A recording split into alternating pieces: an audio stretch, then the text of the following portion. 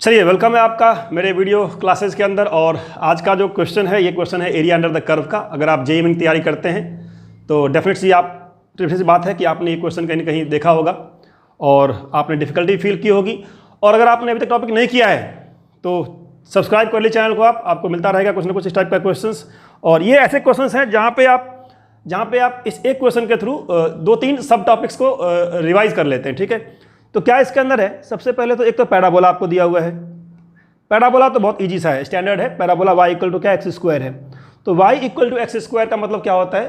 Parabola symmetric about x का square है। X का स्क्वायर का मतलब होता है सिमेट्रिक अबाउट y एक्सिस। ठीक है, तो ये आपका पैराबोला हो गया, कनकेव अपवर्ड। अगर आप जेईई में तैयारी करते हैं तो इतने स्मार्ट आप जरूर होंगे। ठीक है, तो आप जानते हैं कि क्या होता है ये एक्स स्क्वायर में symmetric about y axis opening upward. तो ये पैराबोला ड्रॉ करना कोई बड़ी बात नहीं है, आपको आता होगा। फिर इसमें डिफ़िकल्टी क्या थी? तो डिफ़िकल्टी यहाँ पे आती है कि यहाँ पे स्क्वायर रूट एक्स भी है और मॉडुलस भी है। अब बच्चे सोच नहीं पाते कि क्या पहले किसे ड्रॉ करें, पहले ड्रॉ करना है मॉडुलस एक्स कि ड्रॉ करना है स्क्वायर रूट एक्स। तो इसी वजह से कहीं ना कहीं कन्फ्यूजन रहता है कि किसको ड्रॉ करना पहले।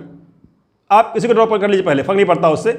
बट अगर आपको वाई स्क्वायर एक्स का ग्राफ पता है, अगर आपको वाई स्क्वायर एक्स का ग्राफ पता है तो वहाँ से y equal to root x का ग्राफ ड्रॉ कर सकते हैं बहुत ही आसानी से आप।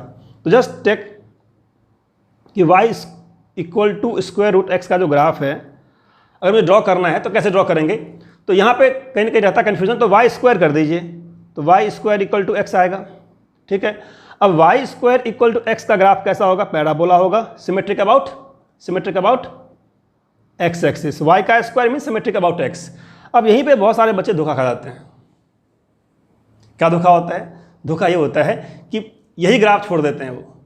ये आपने हेल्प लिया है, वाई स्क्वायर एक्स का हेल्प लिया है आपने, पूरा का पूरा इस पर डिपेंड मत हो जाइए। ठीक है, ये होता है कई बार क्या होता है, हम किसी का हेल्प लेते हैं और पूरा का पूरा उसके ऊपर उसके सिर के ऊपर बैठ जाते हैं जाकर के। ठीक है, तो हेल्प लिया है आपने तो आप सिर्फ वही पार्ट लीजिए जिसका आपको काम है। तो यहाँ पे क्या है, आपको काम है, किसका काम है? आपको सिर्फ y equal to square root x का।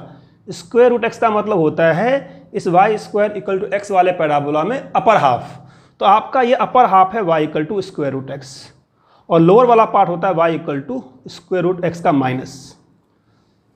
तो ये आपका लर्निंग था कि स्क्वायर रूट एक्स क्या होता है, सिर्फ ऊपर वाला हाफ। ठीक है, चलिए पास करेगा 0 से। तो y square equal to x parabola का हेल्प लेकर के मैंने y equal to square root x को ड्रॉ कर लिया। अब बच्चों के मन में आता है कि सर ये तो आपने ड्रॉ कर लिया, लेकिन मॉडुलस एक्स है, इसे क्या करेंगे? तो मॉडुलस एक्स का मतलब ये होता है सिर्फ कि चाहे इनपुट आपका +1 हो, चाहे इनपुट आपका -1 हो, आउटपुट सेम आएगा।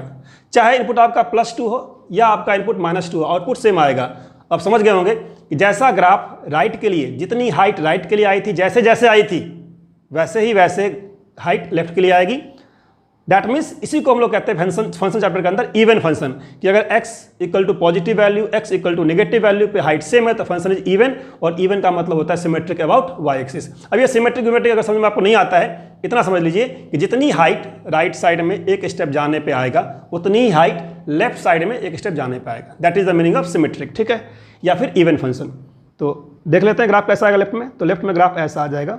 ठीक है, तो ये राइट हो गया, लेफ्ट हो गया। आप नीचे वाला पार्ट हटा दीजिए, क्योंकि नीचे वाले पार्ट का मतलब क्या होता है, y square root minus x. तो ये हट गया आपका। तो ये ग्राफ हो गया आपका वाई इक्वल टू किसका? मॉड एक्स का स्क्वायर रूट। तो मॉड एक्स का स्क्वायर रूट का ग्राफ ड्रॉ करने के लिए मैंने क्या किया? मैंने पहले ड्रॉ किया y equal to square root x का, that is the upper part of the parabola y square x. And secondly मैंने क्या किया? प्रॉपर्टी यूज कर लिया कि चाहे पॉजिटिव एक्स है चाहे निगेटिव एक्स है, आउटपुट सेम आएगा। That is called property of even function. ठीक है, अब क्या है, अब आपको दोनों ग्राफ एक साथ कंबाइन करना है और एक साथ कंबाइन करके फाइंड आउट करना है कौन सा रीजन है, और जो रीजन है वो इंटरसेक्टिंग कहाँ पे है ये दोनों ग्राफ। तो ये पार्ट जो दोनों ग्राफ कहाँ इंटरसेक्टिंग है, फिर यहाँ पे इशू आ जाएगा बच्चों को कि सर ये कैसे सॉल्व करेंगे।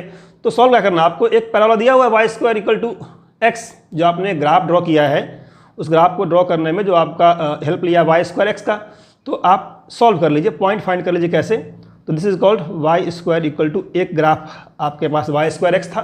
ठीक है, इसका अपर वाला पार्ट है, आई नो दैट। ठीक है, तो हम पॉइंट सिर्फ अपर का पॉइंट लेंगे, तो वाई स्क्वायर एक्स है, और दूसरा क्या है, y equal to x square है, y equal to x square है। तो इन दोनों इक्वेशनों को सॉल्व करके पता लग जाएगा कि दोनों इंटरसेक्टिंग कहाँ पे है भी कि नहीं है। तो इतना दिख रहा है कि 0 0 पे दोनों सेम आएगा, x इक्वल टू 0 पे y इक्वल टू 0 दोनों ही सेटिस्फाई कर रहा है। तो 0,0 एक पॉइंट तो दोनों का कॉमन पॉइंट है ही है, इसमें तो किसी को डाउट नहीं होगा, ठीक है। सेकेंड पॉइंट क्या है, जहाँ पे दोनों सेम है, तो जस्ट पुट कि y equal to x square यहाँ पुट कर दीजिए। तो अगर मैं y equal to x square यहाँ पुट करता हूँ तो x4 इक्वल टू एक्स आएगा, और x4 इक्वल टू एक्स में अगर मैं एक तरफ ले आऊँ तो x4 माइनस एक्स क्या हो जाएगा, सही बात है, x4 यहाँ से क्या आ जाएगा, x4 माइनस एक्स 0 आ जाएगा, और x आप कॉमन निकाल लीजिए यहाँ से। तो x अगर आपने कॉमन निकाल लिया यहाँ से, ठीक है, तो x कॉमन निकालने के बाद दिख जाएगा आपको कि x कॉमन निकालने से यहाँ के बाद क्या आ जाएगा, x³ minus 1 equal to 0, so you can say x equal to 0 and x equal to 1। तो ये 2 पॉइंट तो दिख रहा है कि आ ही रहा है हमारे पास, ठीक है। क्या आ रहा है, x equal to 0, x equal to 1, ठीक है। चलिए मैं इस पार्ट को यहाँ दिखा देता हूँ, क्योंकि मैं यहाँ पे खड़ा होऊंगा, ठीक है। ये जो वीडियो लेक्चर ड्रॉ करते हैं हम लोग, तो यहाँ पे मैं खड़ा रहूँगा तो आपको दिखेगा नहीं, ठीक है। तो मैं इसको हटा देता हूँ। आप समझ गए होंगे कि क्या है, मैं यहाँ दिखाता हूँ आपको कैसे सॉल्व करते हैं। तो y इक्वल टू क्या था, वाई स्क्वायर एक्स और y equal to x square, तो आपको दिखेगा नहीं, तो यहाँ कर देता हूँ y equal to x square, जिससे मैंने ये आपका पैराबोला है नीचे ये वाला, और इसका क्या था equation, y equal to root x, ठीक है। रूट एक्स कह लीजिए या फिर वाई स्क्वायर एक्स कह लीजिए, कोई दिक्कत वाली बात नहीं है। जो हम सॉल्व करेंगे तो पॉइंट लेंगे, अपर पॉइंट लेंगे। तो अगर मैंने पुट कर दिया रूट एक्स, तो रूट एक्स क्या हो गया आपका एक्स स्क्वायर, ठीक है। एक तरफ ले आइए, तो root x minus x square क्या हो जाएगा 0, कॉमन ले लीजिए रूट एक्स, यहाँ पे कॉमन ले लिया तो क्या हो जाएगा 1 माइनस एक्स की पावर 3/2 इक्वल टू 0, ठीक है। तो x equal to 0, x equal to 1। तो इतना कंफर्म हो गया कि ये दोनों ग्राफ कट कर रही है, कहाँ पे कट कर रही है, 0 और 1 पे, ठीक है। 2 जगह पे दोनों कट कर रही है, 0 और 1 पे। तो ये 0 पे, तो क्योंकि ये कन्फ्यूजन रहता है बच्चों के साथ, ये कट करेगी नहीं करेगी, कैसे होगा कैसे नहीं होगा, तो इतना कंफर्म हो गया दोनों कट कर रही है 0 और 1 पे। तो चलिए इसको मिटा देता हूँ मैं। तो 0 और 1, अगर आपने कहीं अभी तक JEE मेन के लिए स्टार्ट नहीं किया है, you have the best option, you can join my class. I take Zoom classes, and on Zoom classes this is just some samples of those Zoom classes, because it's not possible to cover all the parts on the YouTube in such a short span of time. But if you come to the Zoom class, definitely you will we will be able to cover most of the parts that is coming in the JEE Main 2021. So let's see ki what is this second graph drawing together with first one.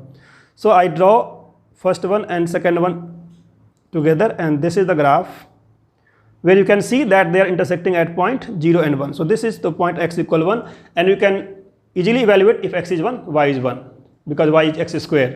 So x is 1, y equal to 1. So this is your point of intersection, x1, y1, and this point x0, y0, and the left side it will be x minus 1 and y1, because it's symmetric.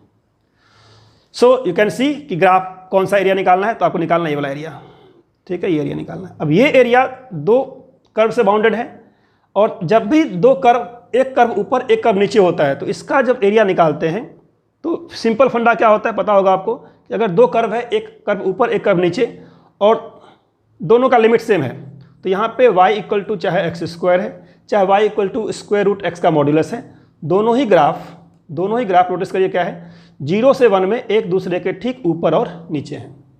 अब अगर आप नहीं जानते हैं basic, तो मैं बताता हूं आपको कि अगर आप 0 से 1 तक करते हैं किसको इंटीग्रेट, y इक्वल टू किसको, y इक्वल टू अगर आप करते हैं आपका था y equal to square root of modulus x, ठीक है। और 0 से 1 में square root of modulus x is same as square root of x, simply you can say y equal to root x, ठीक है। 0 से 1 में मॉड x लीजिए या x लीजिए, बात एक ही होती है, पॉजिटिव होता है मॉड x, ठीक है। तो आपका क्या हो गया, ये हो गया 0 से 1 में अगर मैं करता हूँ y equal to mod x, तो ये दोनों, ये वहाँ से लेकर के x तक का सारा एरिया आ जाएगा। और जब मैं करता हूँ y equal to x square को integrate, y equal to x square को, तो उसके नीचे का एरिया आ जाएगा, ये वाला एरिया, ये एक्स स्क्वायर के नीचे वाला एरिया। मुझे कौन सा एरिया चाहिए, मुझे एरिया चाहिए दोनों से बाउंड होने वाला, ठीक है। तो दोनों से बाउंड होने वाला एरिया चाहिए मुझे, हटा दीजिए इसको। तो जो बाउंडेड एरिया है दैट इज क्लियरली कि ऊपर वाले कर्व में से नीचे वाले कर्व का एरिया सब्सट्रैक्ट करना होगा। तो this is the theory of area under the curve, area bounded by two curves. जब भी दो कर्व बाउंड होगा विद इन सेम लिमिट, तो ऊपर वाले कर्व से नीचे वाले कर्व के एरिया को माइनस करना है। तो आपका एरिया क्या हो गया? So you can say that area equal to twice. क्यों ट्वाइस? क्योंकि दोनों एरिया सेम है, सिमेट्रिक ग्राफ है। ट्वाइस ऑफ क्या? Twice of 0 to 1। ऊपर वाला ग्राफ क्या है? Square root of mod x. तो square root of mod x लिखिए या स्क्वायर रूट ऑफ एक्स लिखिए, वो सेम, बिकॉज 0 to 1 में दोनों सेम होता है, mod x and x. Minus में क्या है? माइनस में आपका क्या है? माइनस में आपका है एक्स स्क्वायर, ठीक है, dx। तो ये आपका हो गया एरिया। बस खत्म हो गई बात। अब ये सिंपल इंटीग्रेशन है, आप आसानी से कर सकते हैं। मैं आपको बस शो कर देता हूँ एंड तक। x क्या हो जाएगा? 1/2 का पावर x का इंटीग्रेशन पावर हाफ है, तो 1/2 + 1 3/2, यहाँ आ जाएगा 2/3। एक्स स्क्वायर है x³ 3, कहाँ से कहाँ तक? 0 से 1 तक। Upper limit 1, lower limit 0, put करिए 1, तो 1 पुट करने पे क्या आएगा? 2/3, क्योंकि x हो जाएगा 1 माइनस 1/3, एंड पुट करेंगे 0, सारा हो जाएगा 0। So nothing to worry about that. So this is the value that you have got. So finally what it is 2/3 minus 1/3, that is 1/3, आगे लगा 2, so 2/3। So now you can see what is the answer, 2/3। Square root that is compulsory. तो ये आपका choice क्या हो गया? इसका choice हो गया आपका बी। अब इसमें क्या वेराइटी हो सकता है? क्या इसमें हो सकता है वेरिएशन? इसमें एक हो सकता है वेरिएशन, क्या कि they can say that find the area in the first quadrant. अगर बोल दिया area in the first quadrant, तो क्या हो जाएगा? हाफ हो जाएगा। सो आंसर विल बी 2/3 का हाफ, दैट इज 1/3। तो सिंपल सा क्वेश्चन था, बट कहीं ना कहीं आपका स्क्वायर रूट एक्स और वो जो होता है आपका मॉडुलस एक्स, दोनों कंबाइन होने की वजह से डिफ़िकल्टी सी फील होती है। होप आपको समझ में आया होगा, और don't forget to subscribe and give your comments. Your subscription or your comments is motivation for the new persons on the YouTube.